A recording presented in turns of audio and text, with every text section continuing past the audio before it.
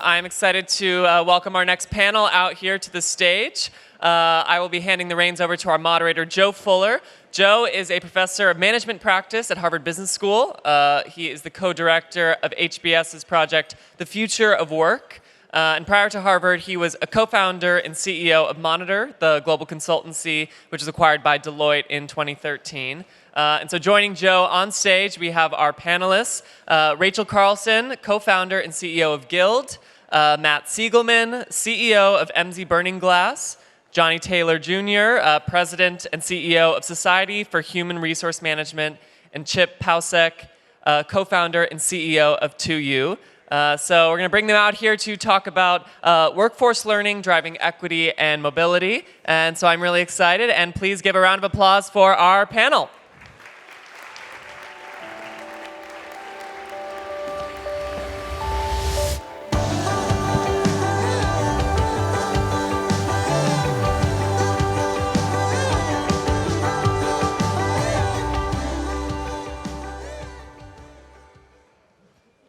Well, I'm excited to be here with a very distinguished panel to discuss workforce learning and how we can take it forward.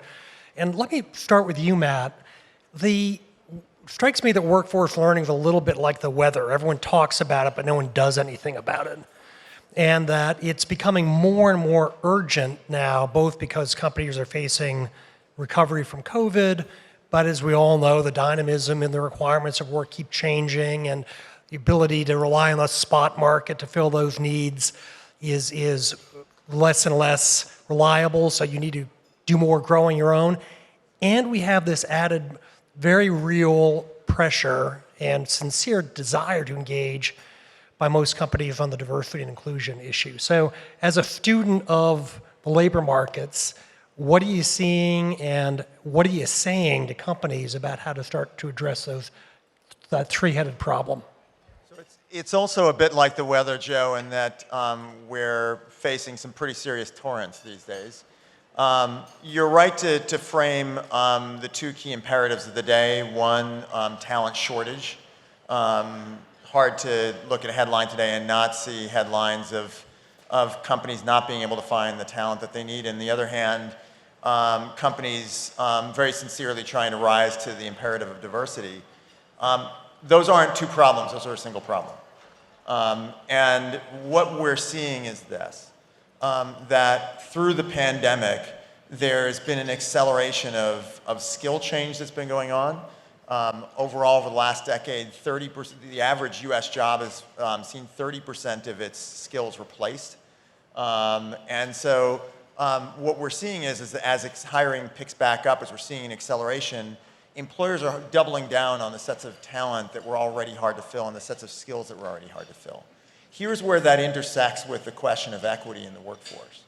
Because what we also know is that most companies have, at the same time, they've got significant talent that they are overlooking. They've got significant pools of workers who are diverse, sitting right alongside significant pools of workers where there's a drought of diversity. The ability to bridge between the two and to create the talent that we need through skills is a tremendous opportunity for learning and development today. Well, certainly one thing we see consistently in company is this disconnect between initial hiring surges and getting people on paths to success, advancement, and whether that happens inside the company or ultimately leaving the company, as some larger employers have been focusing on being a good first employer as opposed to assuming they're going to be the first and terminal employer. Rachel, obviously your business is helping upskill existing workforces at Guild. Are you seeing an active response from your customers, and what do you expect to see going forward? Yeah, so building on what Matt shared, we are seeing companies finally wake up to what they need to be doing to deliver on the value proposition that frontline workers want from their company. The war for talent is actually quite interesting on this because wages are effectively commoditized at this point. It has narrowed so significantly, and that is great for American workers to have the opportunity to choose between many companies that will pay them $15 an hour. They also have healthcare. That's also great. But what that means is for a company to differentiate itself, why you ought to work at retailer number 1 or retailer number 2, restaurant A or restaurant B, they need a new value proposition. And we're finding that the companies that are winning the war for talent are those that are offering education, reskilling, and upskilling to their frontline workforce. And so we're seeing that in our data of the partners who were the early innovators who've been doing this work alongside us for 5, 6, 7 years. But we're seeing those companies' followers and competitors wake up and say, oh, shoot, we need to have a differentiated value proposition. It's no longer an option, it's table stakes to have L&D and education for a frontline worker. And the question is, how differentiated is that benefit? Is it debt-free? Is it tied to internal mobility within the company? Does it give workers a chance to see beyond the job they're in today, which they know is going away, right? We've got 3 million cashiers in America. Most of them will not be cashiers 10 years from now. What are we going to do with them? And which companies are going to actually be honest with them about that and help them find their next job? Rachel, you've got an unusual perspective since you can look across companies and across educational providers.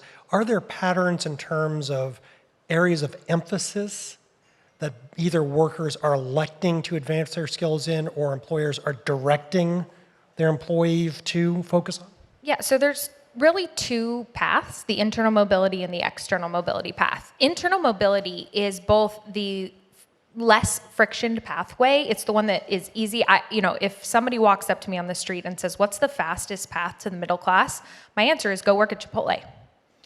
We watch at Guild that the Chipotle employees who enter on the line cooking have a 7x higher likelihood of getting promoted into a middle class wage if they engage in a learning program. And those middle class wages, you're 6 figures as soon as you run one of those 2,000 Chipotle stores. So workers see the internal mobility path. And I think we don't always give credit to the frontline workforce that wants to move up within their company. But there are plenty of other companies where the pyramid's quite squat. Right? There just aren't enough jobs. And those companies are the ones saying, gosh, if we want to be a resilient 100-year company, we need to do right by today's cashiers, and we need to help them become teachers and nurses and move through. And that's where our university partners are helping guide the conversation to say, how do you take somebody with these skills today and prepare them for another job at another company 5 years from now? Well, usually I feel guilty when I go to Chipotle, but maybe I'll now have a better reason to go and feel better about myself.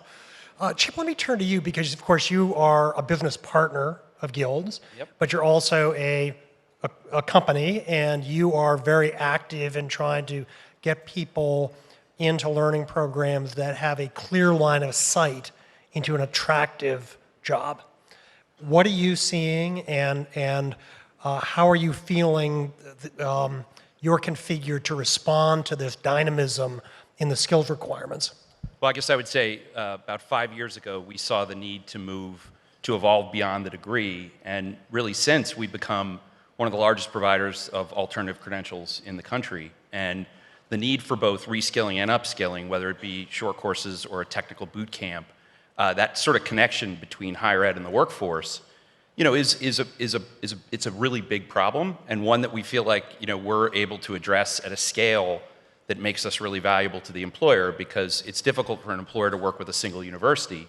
And at this stage, on the technical boot camp side, we've got 50 different partners on five countries, so it's a worldwide experience.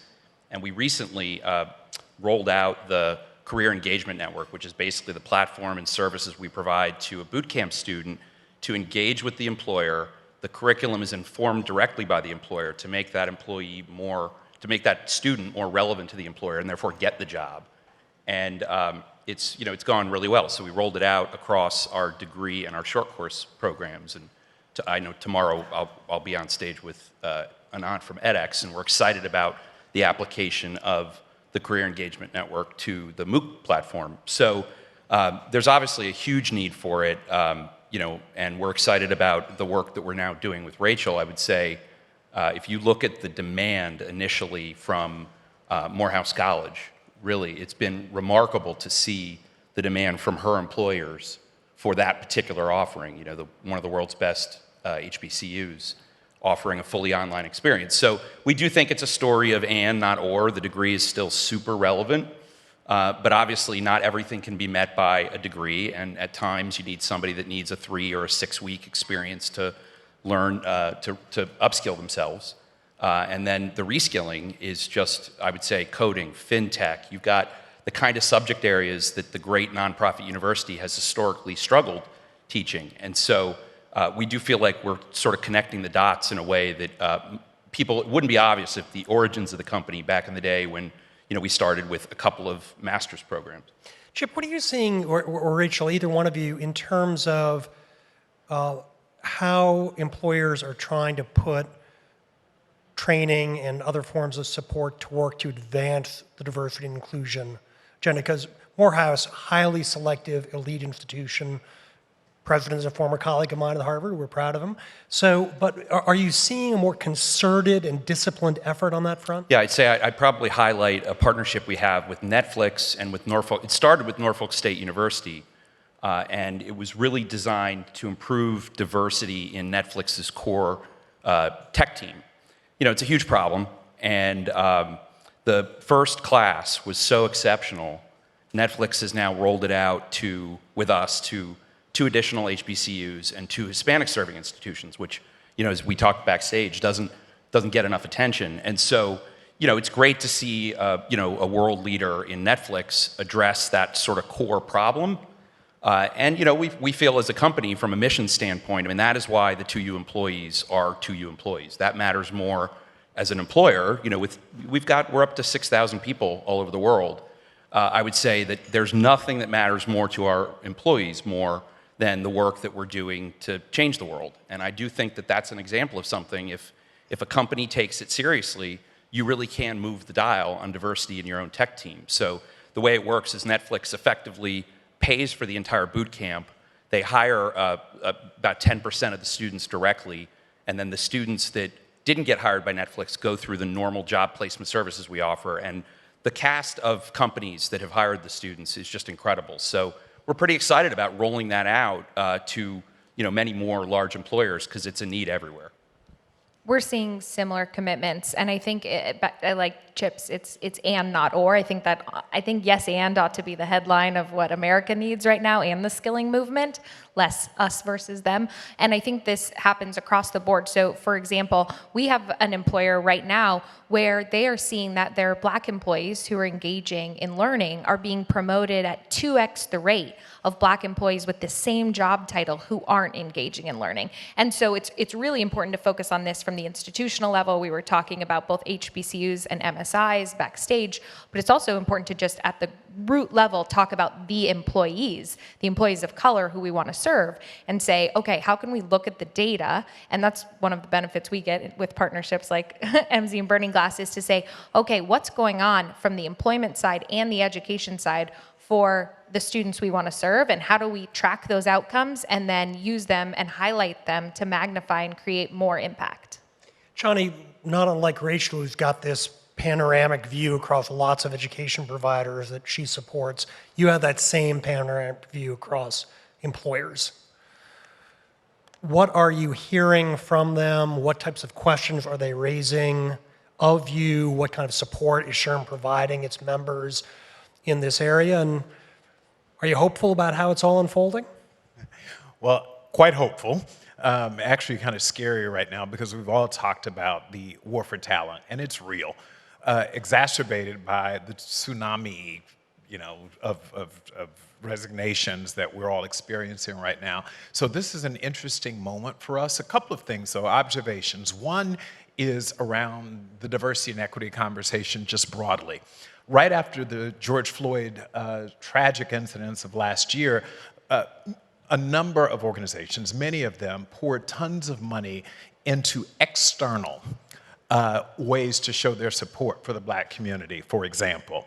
And what we heard from a lot of the Black employees, the affinity groups, were like, wait a minute, so you're giving all of this money to scholarship funds, to HBCUs, et cetera. What about us? We're actually internally ready to be prepared for the jobs of the future, and you're not investing. So we're not saying, to your point, or, it's and. And so it's a real opportunity for us to revisit. Many of us and organizations know the one place you can get money right now is through your DE&I initiatives. And the point is, some of those dollars have to be invested internally with your current population because your current employees are frustrated. They're like, listen, so I saw you write a $100 million check to other people, but when I asked to go to a conference, you said, we're not spending that money. Like, what's up with that? This is about development, right? Okay, give it up. Okay. And then the other thing, which is more sobering, and I'm glad to see us all convened here today to talk about this, is the mobility word is real. So many organizations are concerned. So I, Company X, Chipotle, invest all of this money in wonderful organizations like yours, and then another organization which has invested nothing waits until that person is skilled, and then I poach them. And so there's some frustration right now amongst employers. At SHRM, we 300,000 members across the globe, and they're saying, wait a minute, this doesn't work. I'm doing all of the investing, and someone else is the beneficiary of it. So we have to figure that out. My hope is that all of us will make it the norm, as you said, table stakes, that everyone's investing, so that when the person leaves, you're not really pissed. I don't know about you, but I've been in that situation where I either pay for someone's MBA or pay for some special project management certification, and then they freaking go to some other organization. I'm mad as fire, right? So that's the reality. That's what we're hearing right now. So people are suspicious about this major investment in making people too mobile. Well, that's, of course, a legitimate concern, and particularly now that we've got a work environment where so many companies are looking for people with digital skills on platforms that have very high market share. So I need a Workday person, I need a Salesforce person, I now need a Grow with Google person, and it doesn't matter if you're a bank, you're a chemicals company, you're a public sector, you're looking for the exact same skills. So it's a real problem, and kind of a tragedy of the commons challenge. So let me throw another issue here, which is we are talking about taking people and helping enhance their skill set. But a lot of the skills that employers talk to me about lacking are not ones that traditionally lend themselves to classic classroom or online learning. You're talking about social skills or soft skills, interaction skills, even skills in areas like spontaneous communication, where the curriculum out there is well, uneven at best. Maybe there's some entrepreneurs in the room who will solve that. So how do we fit the learning environment into a broader program of development that gives people the skills to move beyond just the next job based on cultivating additional hard skill? Anyone have any thoughts about that? I can jump in for a second. I think it's about the stack, right? Plenty of tech folks here, right? You have a stack in the back end of everything you do. We even talked about the skills stack in a way that thinks about it. And I think the skills stack needs to include, what are you learning on the job? I'll give an example. I paid for too many degrees at Stanford University, and I saw a lot of VR, and I never learned anything from it. The first time I saw VR applied to a high-quality learning experience was in the back of a Walmart, where they were using it to prepare staff for Black Friday, the day after Thanksgiving, and the shopping experience. That's quality learning. I got credit for yoga at Stanford. Why doesn't that Walmart employee get credit? Why doesn't the Chipotle employee who's learning how to be a great people manager, better people management than I probably got at business school, why doesn't that employee get credit? And what does that credit translate to? Does it make you more valuable at Walmart and Chipotle? Yes. But how does it make you more valuable in your long-term career? I'll argue the other side with Johnny, which is I'm fighting for the learner. How do we make that currency really translatable? And so I think with the stuff that 2U and edX and others are doing that brings together the credit for training, which we think a lot about, the credit at work, the short-term certificates, the medium-term, the degree, which matters tremendously to low and middle-income America, right? The degree still matters tremendously. So how do we just stack that all up rather than having this conversation of, is it workforce development, is it a certificate, or is it a degree? You must choose. That's a false narrative. And it's also a false narrative when people of privilege stand behind the podium and say, you don't need to go to college, you should become a plumber. Exactly. Well, I mean, sitting here as a Pell Grant recipient that, by the way, I'm still blown away that we just learned backstage that we were born in the same hospital and lived like 3 blocks from each other. Crazy. Right? It's crazy. But so when I left South Florida, I had never seen snow. I didn't own a winter coat. I arrived in Washington, D.C., and it just completely blew my entire world. Like it completely changed me as a human being. And the reason I go there to the question is the degree is still today the single best path to social mobility. The fact that you've now got the pandemic really forced a need for digital transformation of the great university overnight. And we are seeing really significant impact of that in a way that, listening to David Thomas from Morehouse and Lynn Wooten from Simmons a little while ago, they were just on stage next door talking about how to bring either Morehouse or Simmons to the world in a meaningful way. 3 million black men with some college credit that haven't completed, and then giving them an option to have their life changed by that experience, but also recognizing as an institution that you have to go beyond the degree and meet the learner where the learner needs to be met. And that can't always be done like I did, as an 18-year-old showing up at GW. Sometimes, it's amazing to see the opportunity that somebody can have by jumping into coding or fintech or all these different disciplines that are desperately needed by employers like 2U. So, when Netflix announced their program, I immediately went to our team and said, why aren't we doing that? Like, why don't we use our own program to improve diversity in our own tech team instead of just focusing on it as a business opportunity with Netflix? And so, it really is a story of collectively sort of, and the digital transformation that is possible today. If you're a great university in the audience and you're thinking about what you should be doing, number one, you should be working across the entire continuum. And whether you do it with a company like me, or you do it on your own, or you work with somebody like Rachel, I mean, what Guild is doing is pretty incredible. I would say you really need to. Like, it's now. It's not, we're not talking about and COVID, the interesting thing about COVID in leadership development is that I would say, and in your world, Johnny, like COVID, people used to say, you can't train leaders online. And so there would be a very classic sort of training experience where somebody would go physically into a classroom. And the number of entrepreneurs I've seen over the last 48 hours that are disrupting that's not small. So really, whether it be a frontline worker or somebody that wants to move into executive leadership, online is obviously here to stay. Joe, I just want to say one other thing as well. Sometimes when we think about diversity and we use the term broadly, too often the focus is exclusively on race, gender, etc. But I would encourage you all, as we think about this war for talent, there are some serious untapped pools of talent that we are not focusing on, including older workers. Ageism is alive and real. And those of you in this room who, the faster you approach 40, officially you're old. People haven't realized this, but millennials became 40-year-olds this year. 1981. So no longer are they just the 25-year-olds that we all complain about. They're most of us, right? You're old now. And this idea, I know that's sobering, isn't it?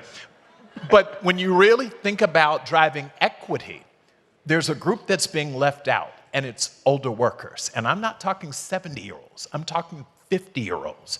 And we've got to figure out how to use this platform. They may have degrees, to your point, but they haven't continued to upskill and reskill themselves, and therefore they're leaving the workforce like nothing we've ever seen. So I would just say that's a really important point, is it's not just the 18-year-old person of color or gender, it's also an older worker.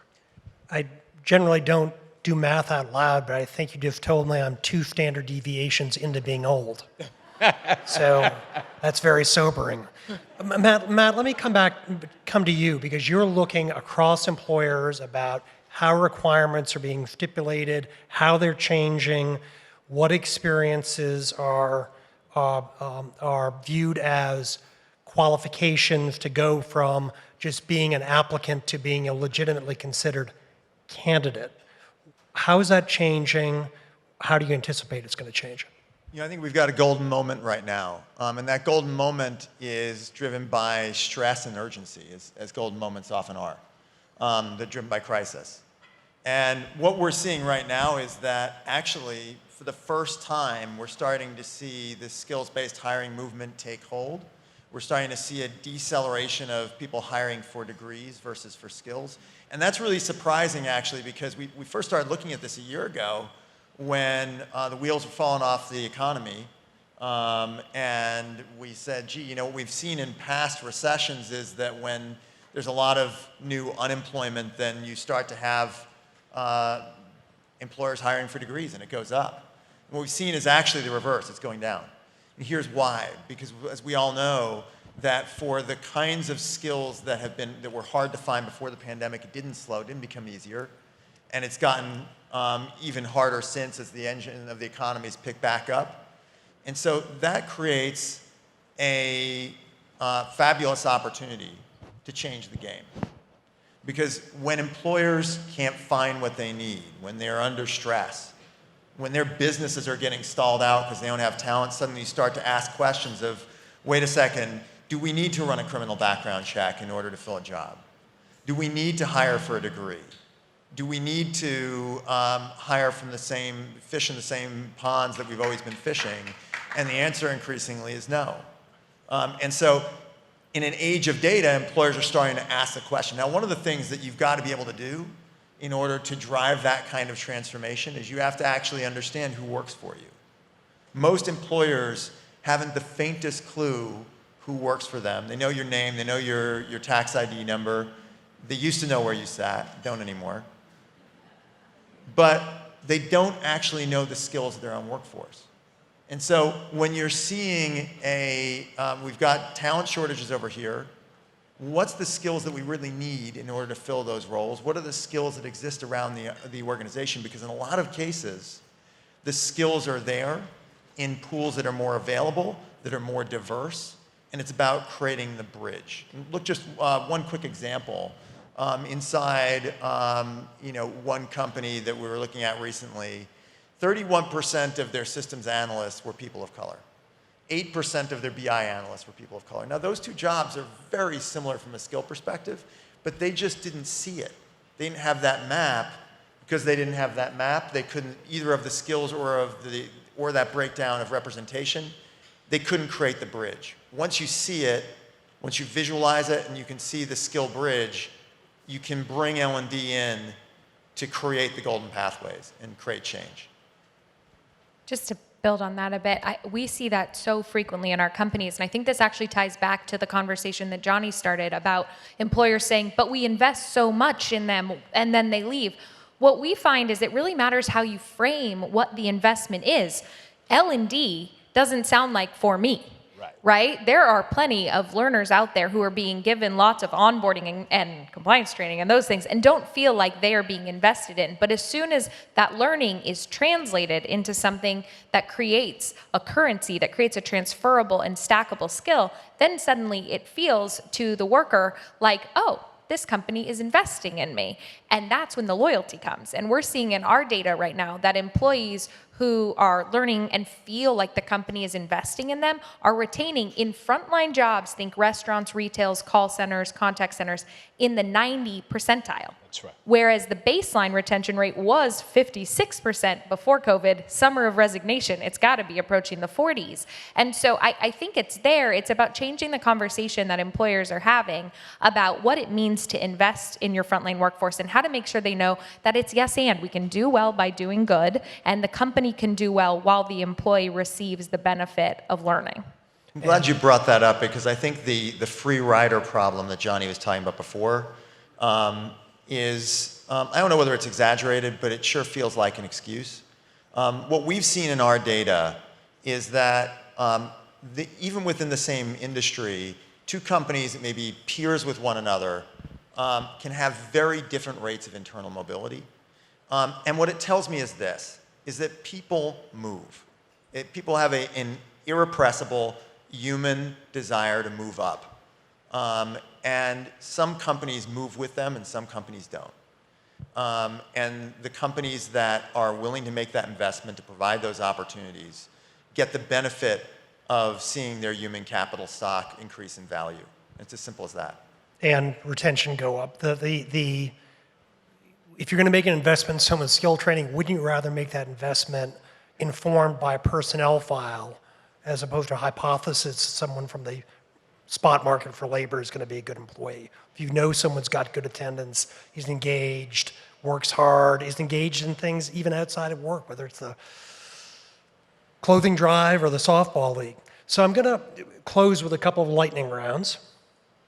And the first one is I'd like each of you to say, from your various perspectives, which are familiar to everyone in the audience, if there's one thing you'd get more employers to do that would improve their performance in terms of skills development and fulfilling a commitment to help build brighter futures for their current employees, what would that one thing be? Let me start with you, Johnny. We'll come back.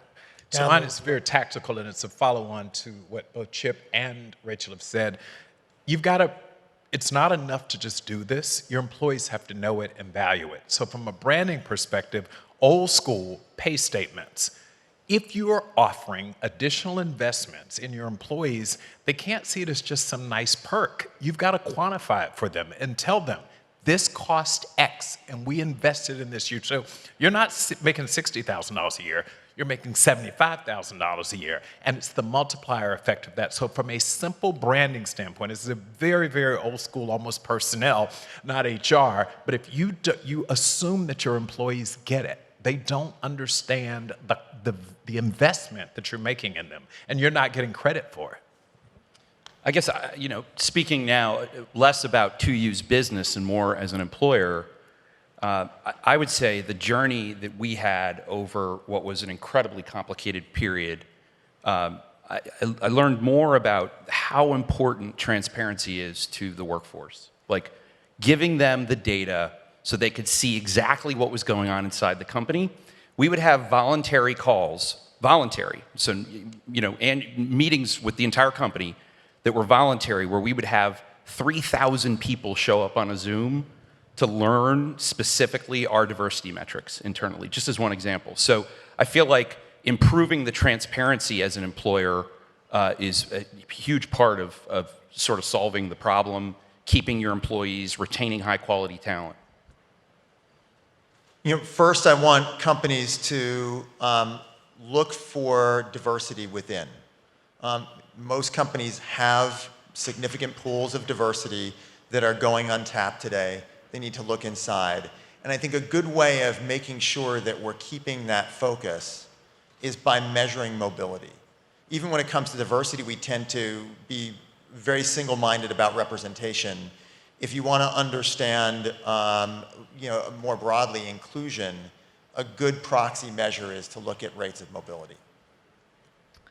I think, what they shared is so right. I think empathy, to build on what Chip was saying, I'm on my own learning journey as a leader. And for me, empathy has been the only muscle that I felt like I could repeatedly rely on over the last year and a half. And I've been building that muscle every day, but I think it's the only thing that is helping companies lead today's workforce rather than yesterday's workforce that assumed loyalty, that assumed you'd work there for 40 years and move your way on up. It's so dynamic now that I need to recognize my employees are in a social contract with me. And with Guild, and it's the same thing for every company we work with. What is the social contract you're creating between the company and the workforce? And so that'd be the key thing that I think about a lot when we talk to companies. Well, realizing also that contract's two ways and there are obligations on both parties' part. And you're showing the transition, if I may, from an entrepreneur to someone running a big company, because entrepreneurials are surprisingly unempathetic. They just, they are mission driven, and all of a sudden they realize that not everyone is going to have that verve. Okay, now I'm going to put everyone on the spot. Quick answer. We're talking about upskilling. We're talking about something an employer should be trying to instill in a worker to make them a better contributor, have a brighter future. When you think about yourselves in your early career, what was the skill that you needed to learn that you didn't have? So How much time do I we would have? say, I started a company and ran it for 10 years and had it fail. So one of the reasons I cherish 2U is I've seen the other side. And if I could take my 50-year-old now and put me into my 22-year-old back then, the one thing that I would put in there is focus. Focus. And I have to steal it. I've talked about it a lot. Empathy. I was a jerk, right? I mean, the most successful ones of us were so focused that we just didn't factor in anything else around us but our own success. And anyone who got in the way was kind of run over and sometimes backed up and run over again. And so I would absolutely, if I talked to my 25-year-old Johnny, I'd really dig deeply into my empathy. I think it's, I would tell myself to take more risks. It's so easy to just go down a path to do the right thing or do what you think is the right thing and go to college and take a good job and whatever. And the ability to step back and say, what risks am I going to take, is something which took me a little while to learn. I have a long list, but I've narrowed it down to 2 while they spoke. Johnny knows one of these because I called him last summer, but I wasn't sure I had it. I didn't know. I felt like I had reached the end of my ability to lead Guild last summer. I was worried I didn't have what it took. And I realized I had a learner's mindset, but I had an academic learner's mindset that had been built in school. And I didn't know that I could become the learner I needed to be for the next chapter as a leader. And folks like Johnny helped me find that. And my second, my grandpa's here, and we were catching up this morning. And the number one thing he's taught me, he's 93. He's founded more education initiatives than anyone I know. He's a mentor of mine, of Chip's, of a lot of us in this room, but the number one thing he does every day is he wakes up and tries to listen to people. And I think the country and education, and if we're going to solve a lot of the problems in the country, we need to teach people how to listen. And so that's my other. Well, that's Very good. a great way to end, and congratulations to Governor Romer, who's going to be honored by WGU, which he helped found tonight. And Did you fortunately, know Governor Romer was on our board in 2010? Fortunately, we're out of time, so I don't have to answer that question. We'll tell that story later. But thank you all for joining us, and let me thank my panelists.